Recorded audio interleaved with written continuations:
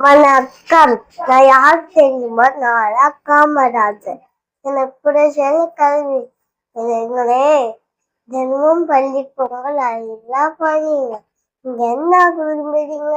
Police ஆகவா, இல்ல doctor ஆவா, இல்ல collector ஆவா?